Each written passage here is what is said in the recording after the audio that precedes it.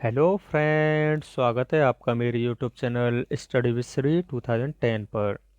Friends, आज हम कक्षा 5 की प्रकृति कार्य पुस्तिका के पाठ 10, जिसका नाम है पेड़ पौधों का भोजन, की कार्य पुस्तिका को फिल करेंगे, जिसमें कि हमारा यह दूसरा भाग है। इस वीडियो में हम इस पाठ से बची हुई शेष कार्य पुस्तिका को कंप्लीट फिल करेंगे। तो चलिए फ्रेंड्स, स्टार्ट करते हैं आज का अपना वीडियो।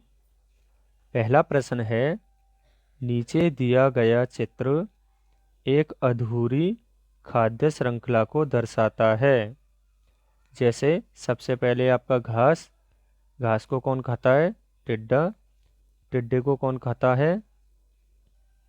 बंदर। और बंदर को अब कौन खाएगा? आपके ऑप्शन दे रखे हैं, चीता, खरगोश, हिरन या फिर गैंडा। तो आपको पता है बंदर को कौन खा सकता है? चीता। तो इसका जो सही आंसर होगा वो हो जाएगा ऑप्शन नंबर ए, चीता। चलिए अगला प्रश्न देखते हैं। अगला प्रश्न है, नीचे दी गई खाद्य श्रृंखला की सहायता से पूछे गए प्रश्नों के उत्तर लिखिए। तो बच्चों, आपको यहाँ पर एक श्रृंखला दे रखी है, जिसमें कि घास को कौन खाता है? टिड्डा। टिड्डू को कौन खाता है? चिड़िया। चिड़िया को कौन खाता है? सांप। और सांप को कौन खाता है? चील। अब आपको इस खाद्य श्रृंखला से संबंधित कुछ प्रश्न नीचे दिए गए हैं, जिनके कि आपको उत्तर बताने हैं।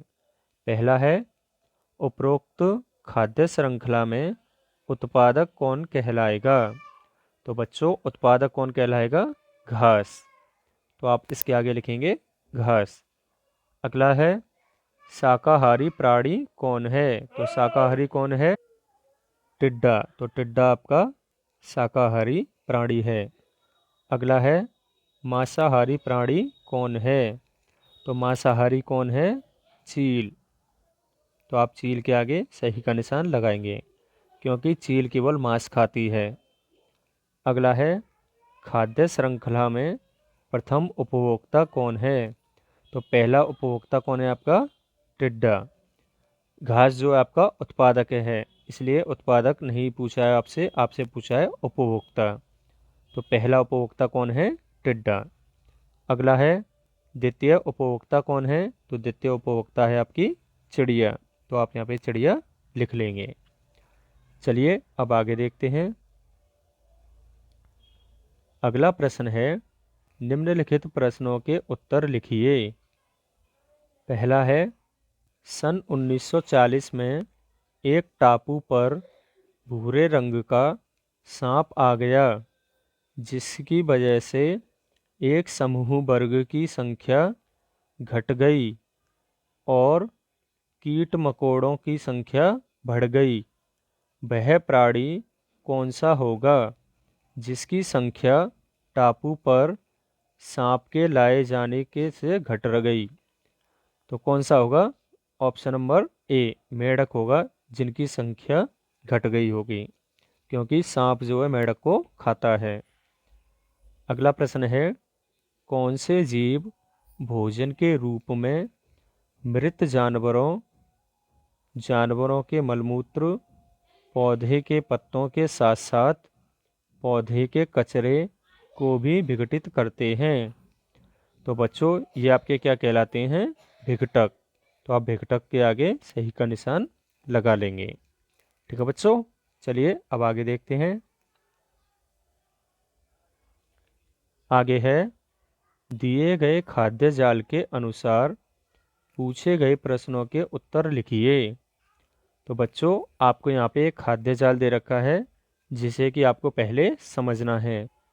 जैसे कि यहाँ पर आपको घास दे रखी है। घास को कौन कौन खाता है? टिड्डा खा लेगा। ये तीर आपको यही निर्देशित कर रहा है कि घास को कौन कौन खा सकता है? टिड्डा, चूहा और खरगोश। सांप किसको खाता है? चूहा को। और सांप को कौन खाता है? चील। चील और किस किस को खाती है? सांप को, चूहा को, खरगोश को, टिड्डा को और छपकली को। इन सभी को कौन खाती है? चील। ठीक है बच्चों, चलिए अब इससे आधारित जो भी हमसे प्रश्न पूछे गए हैं उन्हें देखते हैं और उनका सही आंसर लिखते हैं। पहला प्रश्न है, चूहे को कौन कौन खाता है? तो देखिए चूहा को कौन कौन खा रहा है यहाँ से। एक तो आपका सांप खा रहा है और एक चील या फिर बाज। तो आप इसके आगे उत्तर लिखेंगे सांप या फिर बाज। आगे, बाज क्या क्या खाता है? तो बाज आपका किस किस को खा रहा है? ये चारों जो तीर हैं, पांचों यहाँ पे दिख रहे होंगे आपको, इन सभी को कौन खाता है? बाज। तो कौन कौन से हैं? ऊपर से देखते हैं, छिपकली, टिड्डा, खरगोश, चूहा और सांप। तो आप इन सभी को यहाँ पे लिख लेंगे। आगे अगला प्रश्न है, छिपकली क्या खाती है? तो छिपकली केवल टिड्डे को खाती है, तो आप यहाँ पे टिड्डा लिख देंगे। आगे अगला प्रश्न, आगे है, ऊपर दिए गए आहार जाल में चूहों की संख्या घट जाए तो खाद्य जाल पर क्या असर पड़ेगा? तो आप इसका उत्तर लिखेंगे, चूहों की संख्या घटने पर सांपों की संख्या घट जाएगी, जिससे बाज प्रत्यक्ष रूप से प्रभावित होगा। चलिए अब आगे देखते हैं। आगे है दिवस 5, जिसमें कि आपका पहला प्रश्न है, जब लोग जंगल में घूमने जाते हैं तो छोटे छोटे तालाबों से पानी लेकर उसे उबालते हैं और उस पानी का इस्तेमाल खाना बनाने और पीने में करते हैं। एक तालाब से पानी निकालना सुरक्षित है जहां मछलियां और अन्य जीव रहते हैं। उन तालाबों या झरनों से पानी नहीं लेना चाहिए जिनमें बहुत कम जीव हों। इसके क्या कारण हो सकते हैं? पहला ऑप्शन है, अधिक जीवों को पकड़कर भोजन के रूप में उपयोग किया जा सकता है। तो ऐसा कुछ भी नहीं है।